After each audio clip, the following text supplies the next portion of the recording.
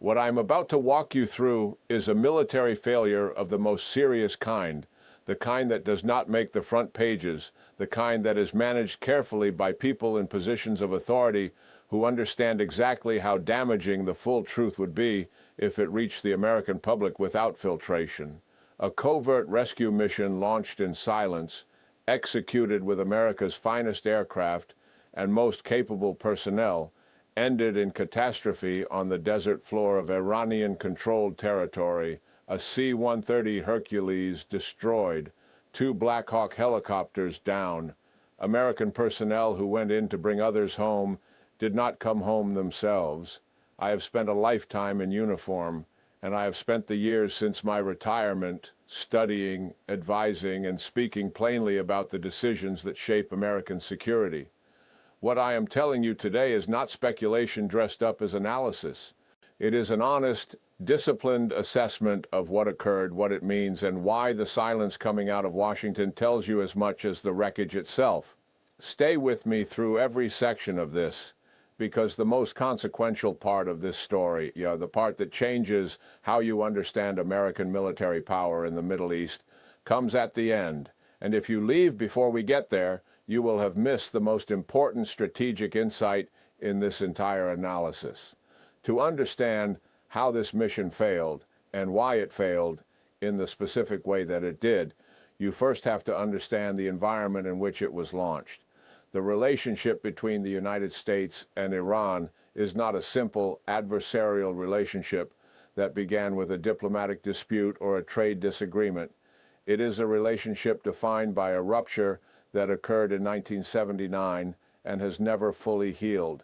When Iranian revolutionaries seized the American embassy in Tehran and held 52 American citizens hostage for 444 days, they did not simply create a political crisis, they created a foundational wound in the relationship between these two nations that has shaped every interaction since.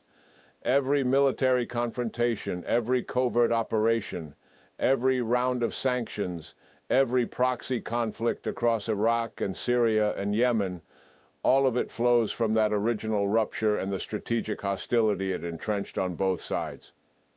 I raise this history not as background color, but as essential context, because the mission we are discussing did not occur in a vacuum. It occurred inside a decades-long confrontation that has produced on the Iranian side an institutional, deeply ingrained commitment to detecting, disrupting, and defeating American military operations whenever and wherever they can.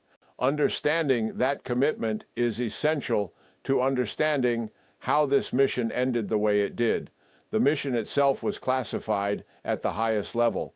I will tell you what the available information indicates, and I will be precise about the distinction between what is established and what requires further confirmation, because intellectual honesty demands that precision even when the pressure is to fill in every gap with certainty. What the evidence indicates is this: American intelligence received information that American assets, personnel, not equipment, were in danger inside Iranian-controlled territory. The nature of that danger was assessed as immediate, the kind that does not allow for the deliberate pace of diplomatic resolution. When that determination is made at the senior levels of the intelligence and military command structure, the response is a covert rescue operation. The planning for such operations is meticulous. The risk assessment is exhaustive. The personnel assigned are among the most capable in the American military, and the equipment selected reflects the specific operational requirements of the mission profile. In this case, the backbone of the operation was the C-130 Hercules. I want to spend a moment on this aircraft because the American public deserves to understand what was committed to this mission. The C-130 is not simply a transport aircraft in the generic sense of that term. It is one of the most operationally proven platforms in the history of American military aviation. It has been operating in contested environments since Vietnam. It has been modified across dozens of variants to perform missions ranging from close air support to electronic warfare to special operations, infiltration, and extraction. The version employed in covert rescue operations is specifically configured and crewed for the demands of that mission set: low-level penetration of defended airspace, precise navigation in austere conditions, the ability to operate without the support infrastructure that conventional operations take for granted. The crews who fly these aircraft in covert operations are not general aviation transport crews. They are specialists trained specifically for the environment and the mission type that this operation required. The same is true of the Black Hawk helicopter crews. The Black Hawk is fast, maneuverable, and specifically designed for the kind of rapid insertion and extraction that a rescue operation demands. These were not improvised tools. These were the right tools operated by the right people for the mission that was planned, and yet the mission failed, catastrophically, completely, and in a manner that tells us something critically important about the current state of Iranian military capability that the American strategic community has been too slow to fully internalize. That is the central lesson of this failure, and everything else I am going to walk you through flows from it. But stay with me, because before we get to the strategic implications, we need to understand exactly what happened operationally, because the details of the failure contain the key to understanding what went wrong and why. The evidence indicates that Iranian forces had advance awareness that an operation was incoming. I want to be measured in how I characterize that awareness, because the mechanisms by which Iran obtained it are not fully established in the open source record. The possibilities include a communications intercept. Iran has invested significantly in signals intelligence capability and has received technical assistance from partners who are sophisticated in this domain. The possibility of a surveillance gap, drone coverage, or ground-based observation that detected preparatory activity associated with the mission, and the possibility that must always be considered in an operational security review of this kind, a compromise of the mission through human intelligence, meaning that someone with knowledge of the operation communicated that knowledge deliberately or inadvertently to individuals connected to Iranian intelligence. Any one of these vectors, or some combination of them, could produce the result that the evidence suggests. Iranian air defense forces that were not simply in their normal operational posture when those American aircraft entered the contested zone, but were positioned, prepared, and waiting.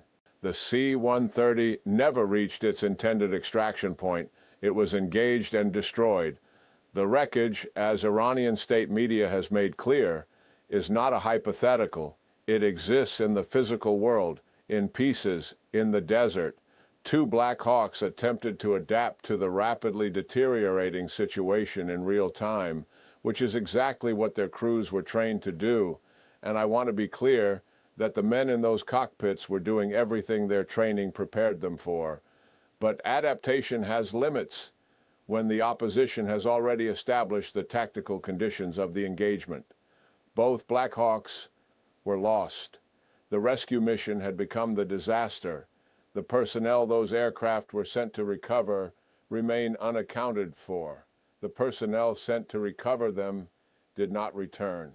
That is the operational reality of what occurred, stated plainly and without the management of language that official statements tend to employ.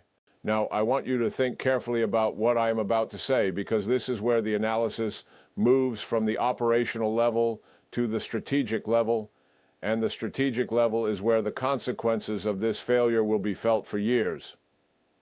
When a nation-state successfully detects, engages, and destroys advanced American military aircraft in a coordinated operation, the significance of that event extends far beyond the tactical outcome of the specific mission.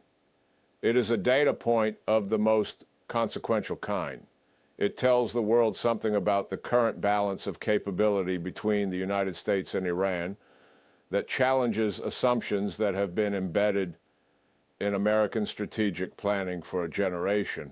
The assumption that American aircraft operating in or near Iranian airspace can do so with a manageable level of risk. The assumption that Iranian air defense, while not negligible, represents a challenge that American operational concepts and technology can reliably overcome. The assumption that covert operations against Iranian targets can be planned and executed without Iran having the intelligence and sensor capability to anticipate and counter them. Each one of those assumptions is now in question, and the questioning of those assumptions has consequences that ripple through every aspect of American military planning in the Middle East. Iran's air defense network is not what it was a decade ago, and the American strategic community has been insufficiently attentive to the pace and sophistication of its development. Let me be direct about that because I believe the evidence supports the directness.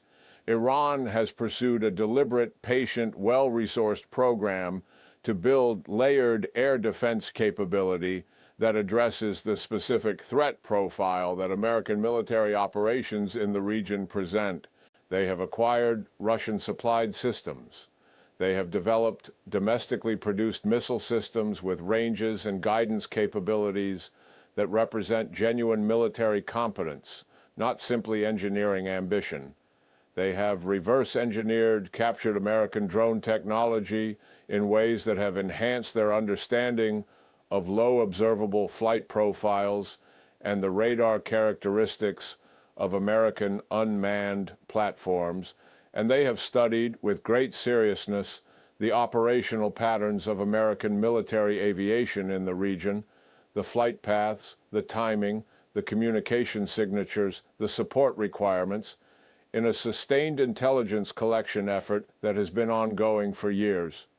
The air defense network that those elements have produced is layered, geographically distributed, and commanded through a structure that has practiced the detection and engagement of exactly the kind of mission that was attempted.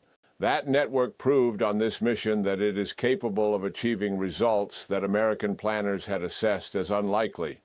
That assessment was wrong, and acknowledging that it was wrong is the first step toward correcting the planning frameworks that produced it. But what happened next, in the immediate aftermath of the mission's failure, changed the strategic picture in a way that is, in some respects, as significant as the military outcome itself.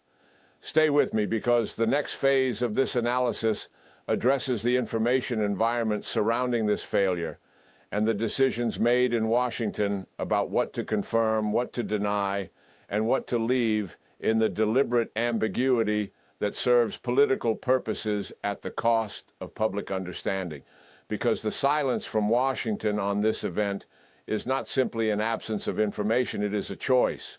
And understanding why that choice was made tells you a great deal about the pressures shaping American policy toward Iran at this moment.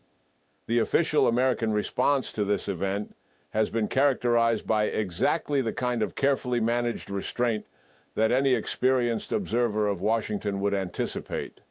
Confirmations are narrow and technically precise. Denials are calibrated to avoid direct falsehood while creating maximum space for alternative interpretations. The overall impression being cultivated is one of an event that, whatever its specifics, does not require the kind of public accounting that would force a direct confrontation with its implications. I understand the reasoning. I have sat in rooms where these decisions are made, and I understand the competing pressures that shape them. The concern about confirming to Iran and to the broader adversarial community the specific extent of the intelligence and operational failure. The concern about the domestic political consequences of acknowledging a significant military setback at a moment when American resolve in the region is already being questioned. The concern about the families of the personnel involved and the desire to manage the information environment in a way that preserves the maximum possible operational space for any follow-on efforts. These are legitimate concerns. They do not, however, justify the indefinite suppression of information that the American people have a fundamental interest in understanding. The crew of a C-130 configured for special operations missions numbers between 6 and 8 personnel depending on the specific configuration and mission requirements. Each Black Hawk carries a crew and a combat element whose size depends on the specific mission profile. The total personnel commitment to an operation of this kind represents a significant human investment. Men with families, with service records, with the full weight of human lives behind their names and ranks and serial numbers. Their sacrifice in the event of mission failure does not become more meaningful through silence. It becomes less so. The accountability that their service demands is not served by managed narratives and carefully worded statements that avoid the hard truths. It is served by honest assessment, genuine accountability, and the kind of institutional reckoning that actually produces change. Anything less dishonors what they committed to that mission. And if you think the accountability question is purely a domestic matter, a conversation between the American government and the American people, stay with me. Because in part 2, I am going to walk you through the international dimensions of this failure, the message it sends to every adversary of the United States who is watching, and the strategic decisions that Washington now faces that carry consequences that extend far beyond the Persian Gulf. The most dangerous part of this story has not yet been told.